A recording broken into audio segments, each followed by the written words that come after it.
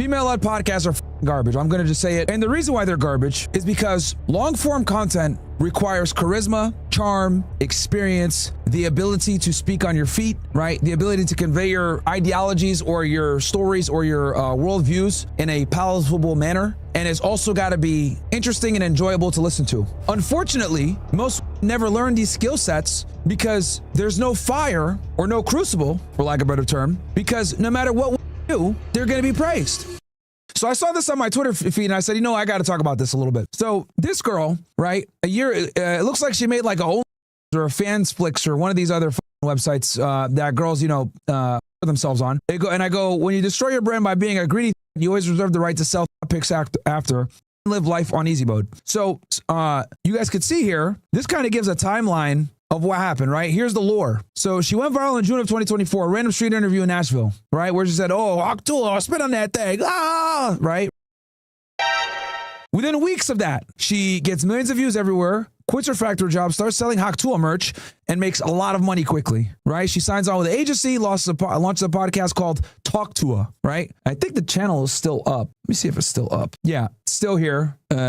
Looks like she hasn't posted for 8 months, bro. Oh my God, these chicks are so lazy, bro. Anyway, so she watched her podcast, right? She had some pretty big guests on it before. If you looked earlier, so here we go. 1 year. Yeah, I don't know who a lot of these. Okay, yeah, there you go. She had Wiz Khalifa, Jake Paul, KSI. Mark Cuban. Who, if you're wondering, yes, he is. He is one of them. Oh yeah, by the way, her too. She is also one of them. But which probably explains the whole crypto rug pull. But this is kind of this is the fact that she got on guests like this without even being on social media for a year, goes to show the meteoric rise, right, that she had. So then in late November 2024, if you guys remember, she announces a token called Hawk, launched with a Web3 team called Over Here. Fans who bought the merch got early access. She kept around 10% of the supply. December 4, 2024. She launched it on Solana. Market cap explodes to 490 million to 550 million. Within 2 to 3 hours, token collapses 90 to 95%. Oh, man. People immediately call it a rug. On-chain tracker showed 96% of the supply was clustered in insider wallets. One wallet bought 17.5% of the token, dumped it fast, made around 1.3 million in under 90 minutes. That same night, she joined an X Space with her team. The team avoids clear answers. She fell asleep. So lazy. And then early 2025, a leaked podcast clip circulates where she admits she regrets the people who she partnered with. She lost almost all sponsors. She's still dealing with the developer side. Now in 2026, her content is mostly dogs, charity, low-key posts, and paid exclusive content from fanfics. Another one bites the dust, ladies and gentlemen. Another one bites the dust. From, social media star to dumb thought that blew a great opportunity. Right. And kind of crazy, bro. Kind of crazy. But this is crazy, bro. You want to talk about a fall off? Oh, this is a fall off right here. But really crazy. Let me see here. I think there was a video. And the reason why she gets roasted so hard is because this is like a monumental fall off, right? Like just monumental. Like you had everything going for you. You had Jake Paul supporting you, paying for your podcast. And now it's just cooked right here. This guy 7 days ago on June 9th. We'll watch a little bit of this. We're not going to watch the whole thing because we got some more important to talk about. But 9th, 2024, in front of the Old Red Bar on Broadway Street in Nashville, Tennessee, are YouTubers Tim and D. Another thing, bro, she never gave these credit, bro. Yo, you would think, if someone gives you a crazy opportunity and puts you on like that, right? You would like bring these on the pod, talk to them. Hey, thanks for putting me on. None of that, bro. A pair of street interviewers who target inebriated women to extract salacious answers from their equally indelicate questions. Across the street was one such. Yeah, I don't see people doing street interviews like that. I think it's like almost like a dying genre. Street interviews were huge in like 23, 24. Like everyone was excited to get back outside after, after the with COVID. Small-town factory worker that was in Nashville for a music festival. Though her friend takes over the interview as the factory worker walks off, though she returns shortly and delivers an answer. Oh, you gotta give it. And the reason why and the other thing too I want to say, right? The reason why this girl blew up is because she has that all-American feel. She's not really hot. She's extremely average looking. She looks like the girl next door. And like this tend to do pretty well sometimes, if they have like a bubbly personality or whatever. And that's what ended up getting her famous, right? But she let the greed take over. She had some in her camp and she got greedy. That Hawk. the quickest way to ruin your career is to get greedy and like do with crypto, man. That's why y'all are never gonna see me and Fresh launch some kind of crypto coin or any of that. And spit on that thing. You get And there, my friends, a legend was made, and an inevitable failure as well. And delivers an answer. Oh, you gotta give him that HawkTua and spit on that thing. You get me? 3 weeks later, this factory worker would be mingling with an expanding roster of celebrities. 6 months later, she would launch a crypto coin that failed not even 30 minutes after launch. And over a year later, alongside frequently paying mind to her detractors, she would be streaming Fortnite to 9 viewers. And evidently selling photos. Bro, and nobody wants to watch girls play video games, dude. Girls suck at video games. She would be 9 viewers is crazy. Holy. And this is her podcast channel. Streaming Fortnite to 9 viewers.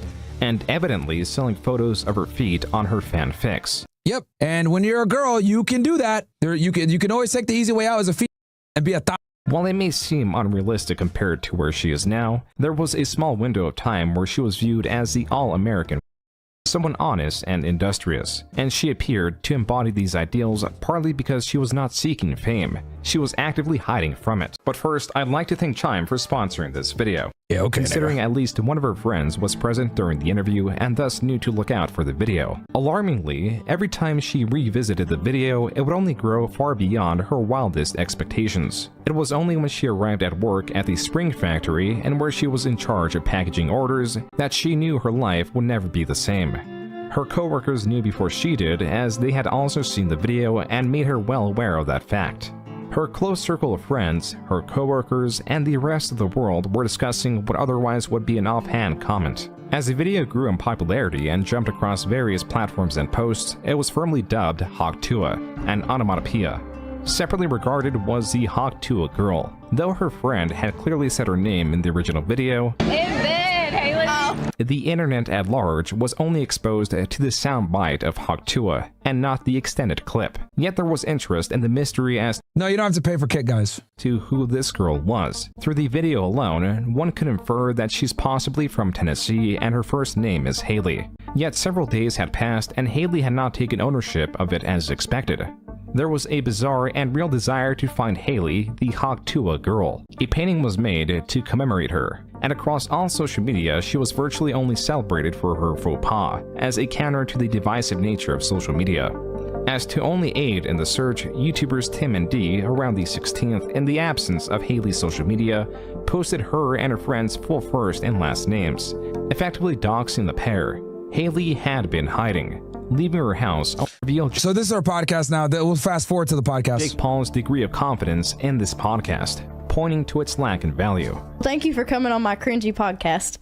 Let me be honest with y'all, man. Lead podcasts are fucking garbage.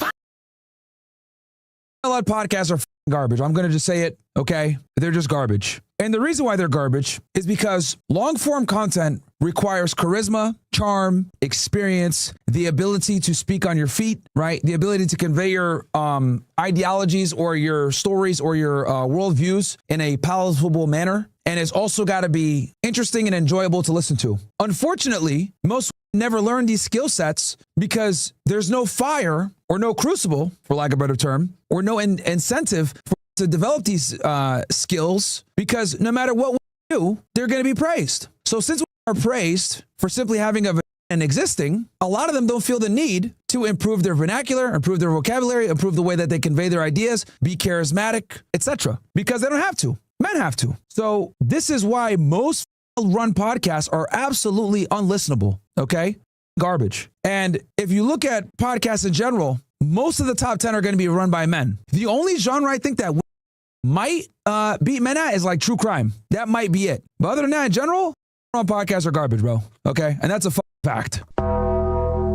Hey, I don't think it's cringy. I really like where you guys are going with the science and the history of civilization and just being able to explore and break down barriers of human philosophy. I still don't even know what philosophy means. You're not helping your case. Yeah, I'm really not. It's okay. Right. Well, it's amazing to be here. Thank you. Well, of course. Thank you for coming on. Yeah, Well, he sponsored the podcast in the beginning. If I'm not mistaken, he put up all the money in the early stages. Oh, and by the way, if you're wondering,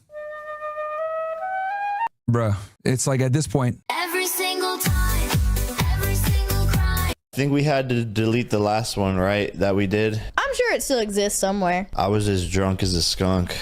Yeah, you walked off of it. It's okay. I didn't walk off. Did I walk off? I Yeah. didn't You walk actually off. kicked the microphone over and said this podcast. I feel like I should get up and do that sometimes. Jake was not the only guest who See? Painful. I only let you guys endure about one minute of that. You're all you guys are already saying what the fuck is going on. make fun of the podcast on it. And I also saw it was like a collage, I guess, or like a slideshow, whatever you want to call it. But it had like 1 million likes, and it was like a picture of me and you, and it slowly faded into like Plato and Socrates, I believe. And it was like pretty much calling us the next Plato and Socrates. So What the fuck does that mean? we're like philosophers, essentially. Do you know? And then just do me a favor, smash that like button. We got 2,000 plus you guys in here. Smash that like button for me, okay, guys? Let's get the likes up. We'll be on here for roughly another 30 minutes or so. We're not going to give YouTube too much time. Who they are? No. All right. What is that? I'm not even gonna lie, I have no idea what he's talking about either. Wow. Maybe you guys should listen to some of the philosophers, and then you guys would come with some more in-depth stuff for HawkTua. Wait. Bro said what I've always been saying. Hey, maybe if you dumb did some reading, and we're 50 IQ, you guys would be a little bit more interesting and entertaining, where you guys can hold a podcast yourself. You mean a philosopher? And yo, here's another thing too. I gotta say, I gotta admit this. Not everybody should have a podcast, bro. Like, I've realized that there's been like a rise since 2020. Right now, stuck in their house and shit like that. Everybody bought a fucking Blue Yeti mic and got a StreamYard account and started just streaming themselves yapping. This ain't for everybody, bro. This really isn't for everybody. It really isn't. This should make people have to get permits or licenses to be able to buy a microphone and start a pod. Like Shakespeare? Well, God, she's Is digging that the herself wrong a deeper answer? hole. Shakespeare was something more of like, you know, a play, like he would write plays. So we were talking about like our vapes. She's like, we don't have like vapes here with like flavors in them. And I was like, well, why not? She's like, oh, the prime minister doesn't allow it. And I was like, prime minister? I was like, what the fuck are you talking about? Yeah. I thought y'all had presidents there. No, don't know. no, we don't. We don't. I don't get out much if you can't tell We me. also have provinces instead of states. Man, just like Plato and Socrates. Me and you. You're gonna have to sit down and educate me some more sometime. Yeah, someone needs to. In no exaggeration, every episode of the HawkTua podcast would be littered with comments not engaging with the episodes. Rather, there were comments overstating the podcast importance, with users citing how they would unplug loved ones' life support to view the podcast, or were skipping their wedding Yeah, they're just trolling. You know what I mean? and were dropping out of college purely to binge it. The first episode of the podcast sits at 2.8 million views, yet no episode would ever again surpass 1 million views. And as continued to be the case with their popularity, views trended downward. All right. This is very, very, very frustrating. So we'll go into the crypto rug pull real quick. Why the fuck are you on? I've been tracing it on chain. Here and we have a lot of fun stuff planned, and this is the beginning. So maybe they might be interested in these other memes and these other NFTs that are in this community. Because if you like HawkTua, you might like Dog with Hat. If you like HawkTua, right, you might like Mog. You might like Kekasi. You might like all these other memes that are amazing. Over here, which is this is their first launch, right? This is really cool what they're doing. I'm gonna pass it off to Over Here, and I think like what we're There we doing go. here, Thank you this for is that. day one. Yeah, it was a rough day. Yeah, we got sniped to but guess what? Moving forward, you know, Over Here, and we have a lot of fun stuff planned, and this is the beginning. So Over Here, take it from here.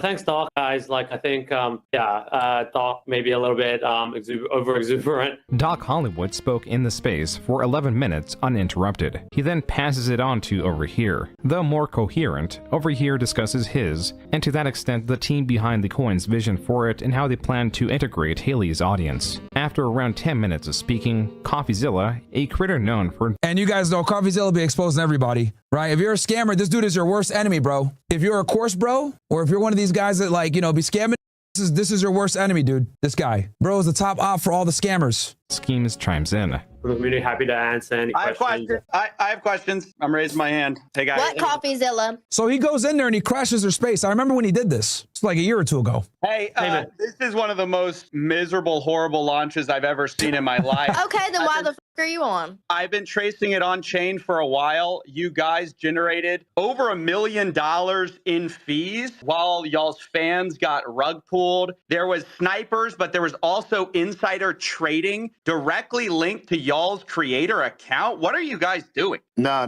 that's Cooked. that's not true. That is true. That's a fact. It's not. Well, it's a fact, and you can see it on chain. In simple terms, before the launch of the token, they pre-sold an overwhelming majority of the tokens. These investors came in at an immediate advantage. Naturally, as the token launched, and experienced crypto users immediately bought a high volume of tokens that were available to the public, the prices went up as regular users purchased the coin. Though they had almost immediately lost their money as those who had purchased it early were already selling en masse. CoffeeZilla, curious in why the token was set up in a way that it only benefited pre-sale purchasers and those experienced in the crypto space, had many questions. Primarily, who on— Guys, it's never worth it, bro. Putting out your own coin, all this other shit, man, I've been offered so many times to put out a coin, NFT, fuck that, dude. Not worth it, bro. Haley's side was profiting from Oh, shit. We got the other Mordecai. Mini Welch, welcome. Welcome. trading fees. We can answer that. You know about the insider trading? No, there's no insider trading. That's why we can answer it. Okay, so there's tokens CoffeeZilla, going directly from the main account, CoffeeZilla, just chill for a second. and then it's getting sold for 50K. Who is that?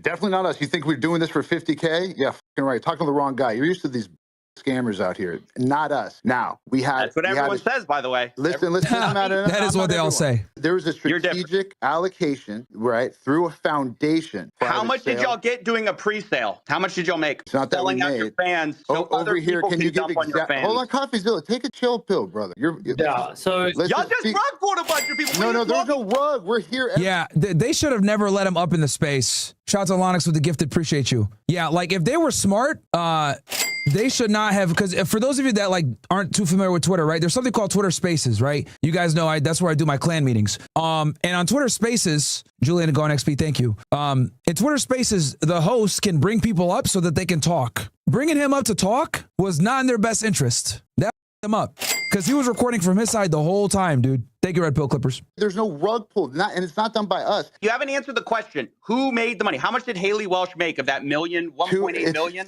It's a foundation that is running this project. How much does she own of it? It's a foundation. She owns zero of the foundation. So y'all made the money? No, I don't own the foundation either. A foundation in the Cayman Islands. Who profited over? Yeah, this was such a bad idea to bring him up like this. They themselves up. To happen. NH, thank you for the gifted. When your insiders get sent their token. And by the way, who made the money from your 17% pre-sale while you're giving a tiny piece of the pie to the public? Like, what the hell? This is the worst tokenomics I've ever seen, and it is a scam. It's not a scam. The tokenomics are a scam. That's my opinion. You can say whatever you want about it. You can cry defamation. That's my opinion. It's a scam. Well, and I only do this for a living. I've only seen 1 million of these projects. Yeah, that's literally what this guy does. Like, all CoffeeZilla does is expose people selling courses and shit like that. So who pays you, CoffeeZilla? Let's track your wallet. Turn it around. Turn it around. Over here, why don't you tell CoffeeZilla what we're doing with this project? In CoffeeZilla, asking about the core issues of the token, and Doc Hollywood unable to provide an explanation outside of deferring responsibility to the quote-unquote foundation, it appears Over Here attempts to regain control of the conversation by muting CoffeeZilla.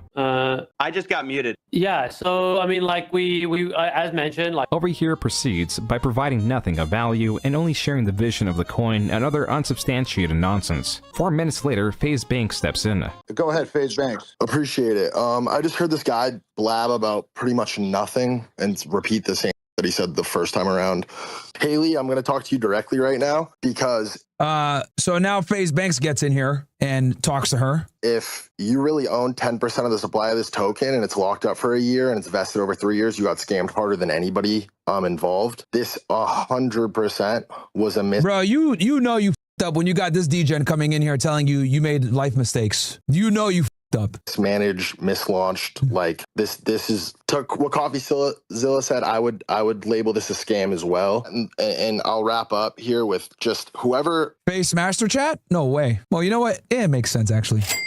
Whoever Shout out to you, Neen. guided you in this, or whoever directed you to do this, or gave you the advice to do this, you should fire them immediately. And Yeah, I just want to jump in here. Yeah, I'm doing the best I can. Thank you, FaZe. The conversation had evolved into an aggressive attempt to control the narrative. CoffeeZilla and FaZe were persistent in attempting to extract answers on why the project was structured exactly as a scam. Doc Hollywood and over here, unable to answer these technical questions, resort to hype man rhetoric and other nonsense about memes that would typically work on the uninformed and eager, though this was not the crowd that they were now speaking to. The key is just not giving up. Key is showing up every single day, memeing. The key is to actually onboarding her real, true fans. This might not be for everybody. It's not a big deal to us. We ain't going anywhere. Part of the reason behind kind of like the coin and stuff like that has been that, there's been a bunch of fake tokens launched, right? Off the HawkTua meme and IP. I think like everybody resonates with